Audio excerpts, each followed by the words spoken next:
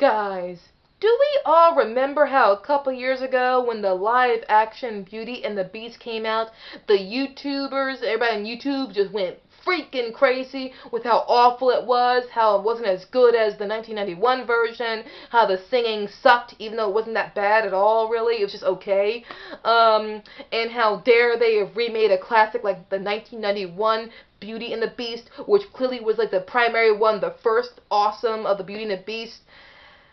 And the whole time, there was me, sitting here, in my chair, saying, yeah, I remember how that 1991 Beauty and the Beast was absolutely awesome. Disney did a great job, but you know why I'm not upset with the live action? Because I remember how 3 years before that 1991 Beauty and the Beast came out, there was another show called Beauty and the Beast that came out 3 years before the Disney animated Beauty and the Beast, and it was a complete hit. So much so that Disney clearly saw it and said, "Oh, let's do our version of that," thus completely riding the thunder of this Beauty and the Beast and clearly getting inspiration from this to do their own version. Basically stealing this show's thunder. Yeah! Hello guys! Welcome, or if you've already seen my channel before, welcome back. I am the Philadelphia Whovian. And guys, disclaimer, for those of you guys who are new to my channel, I'm letting you all know, right off the bat, I am one of those sad YouTubers who sits in front of the camera and she talks. Literally. All I do is sit here and talk. I have no fancy title sequence. I have absolutely no funding. I do not attach advertisements to my channel. Nor do I have any pictures or video clips in this video. It's me talking. But guys, you're brave. You're courageous. You can do this. You can actually sit here. You can watch me just talk. Brace yourselves. You can do it, guys. Be brave and just sit through it. So guys, hello. Yes, again, welcome back. And I am talking about this beautiful thing of the TV show Beauty and the Beast. Sorry for the light happening from it. I want you to get a very good close look at that beast and the belle who's in it. Yes, guys, this Beauty and the Beast came out in the late 1980s. It was a 3-year-long show, I believe, and it stars Linda Hamilton as the Belle. Yes, you guys heard right. Linda Hamilton, the actress who played Sarah Connor in the Terminator movies, that was the woman who also played Belle in this. And her name in this production is Catherine. And who plays the Beast? None other than the incredibly awesome and award-winning Ron Perlman. Yes, Sons of Anarchy, Ron Perlman. Hellboy, Ron Perlman. Alien Resurrection, Ron Perlman. The Name of the Rose, Ron Perlman. He played the Beast. Yes, look at that beautiful, beautiful prosthetics. That was the one thing this show did better than live action. They just put the actor in prosthetics. Makes sense. Okay. Now, what is the plot of Beauty and the Beast, the TV show? And I admit there were a couple of character changes throughout the production. But in the first season, I'll go with the first season to give you some interest in it. Linda Hamilton plays a character named Catherine, who again is the Belle of this production. And she's a very wealthy New York socialite.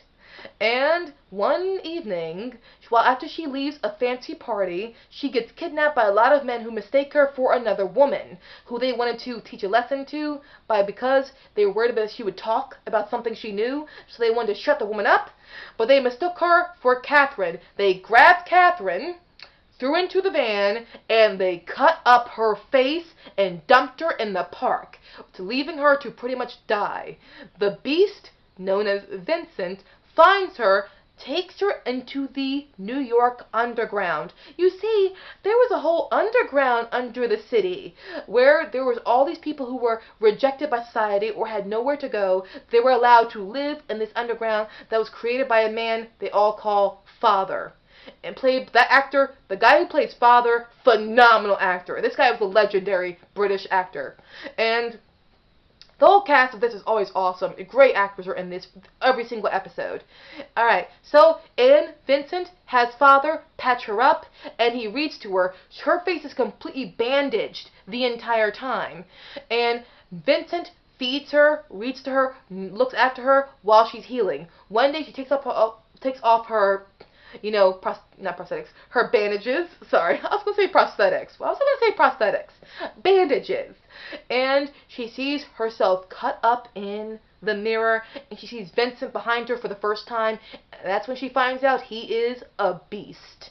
And at first she is scared by it, but over time she becomes completely accustomed to it, and she grows to admire Vincent, and she does grow to feel for him.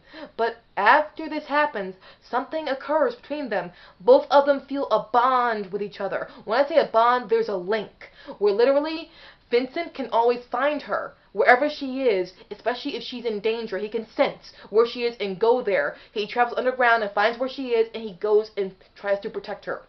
And it's a beautiful bond they have with each other. They quickly fall in love, but they cannot be with each other because she is he's in the underground, she is a New York socialite. So it's all about Beauty and the Beast. And also, what makes this wonderful is not just the Beast being an awesome character and a lot of really great supporting characters. It's nowadays we talk about how we want female role models, but we forget we've already had them for the longest time. This version of Belle, Catherine, is a fantastic role model because she was already a relatively nice woman to begin with. However, after her situation where she got cut up, did she cry and be a victim? No. She decided to learn how to fight. She went and got she went to classes and learned how to fight at gyms to protect herself. She also began to work as an attorney in the DA, district attorney's office, so she could take on hard cases and protect people from being victims. She became a proactive heroine, and she rolled out of the situation, and she became a very strong female character, while at the same time being a very feminine character. She was strong, but feminine at the same damn time. Perfect way to write a female character. But what also makes this show wonderful is it goes back to what I often say about the 80s. There was a lot of cultural diversity in this show. Like, white people, black people, Asian people, people of many different cultures were in this show. Because it's the 80s. There was a lot of cultural diversity in television, but nowadays we act like we're progressive now, but these idea of progressivism was already happening to begin with. But what I liked about the 80s was they were progressive, but they didn't talk about it. They didn't. If you gotta sit down and talk about how progressive you are, how awesome you are you really progressive or are you vain? Back then, they didn't talk about being progressive, they just did it. And this is evidence because every now and again I work with actors who are older actors. And I know one woman who she was an actress in the 80s. And she says, people are so stupid now by acting like things were not progressive back then. She's like, as a woman, there was tons of work for me as an actress in the 80s. In the 80s, she said, I as a woman was very supported and got tons of work as a female. Many of us women did get work in the 80s. What helped you last as a woman in the 80s to get work, you had to be talented. That's the thing. They're like, if you were hot, maybe you got a couple roles, but to be successful, you had to be a really hardcore actress. She's like, but if you were a devoted actress, you got work. People of color also as well. You see them get work in this TV show as well. And you see spotlights put on Asian characters, black characters. James Avery, who appeared in, Fresh Prince of Bel-Air, he was in this show. There were a lot of good actors were in this, and it's very 80s. The cameras are very 80s. But those were the cameras at the time. There's nothing they could do about it. There was nothing they could do about it. Those were the cameras. And the 80s had a very particular directing style, which I personally was perfectly fine with. But guys, if you like Beauty and the Beast, you like Ron Perlman, you like Linda Hamilton, and you like seeing a really creative take on Beauty and the Beast, this is for you. It literally is for you in every single way. It was a very creative take on a classic fairy tale that clearly went on its success, clearly went on to inspire the 1991 Beauty and the Beast, which is very different, but it clearly did inspire that to be made, because the success of this TV show showed Disney, hey, obviously kids are going to love it if we do our kid version of this, which they did, and as we know, it's become the Disney classic we all know and love. So now you guys know another reason why, when the live action one came out, I had absolutely no problem with it, because I remember how the 1991 version rode the coattails of something else. It rode the coattails of something else. And it only waited 3 years after this show started to do their own version of the show. Yeah, classy.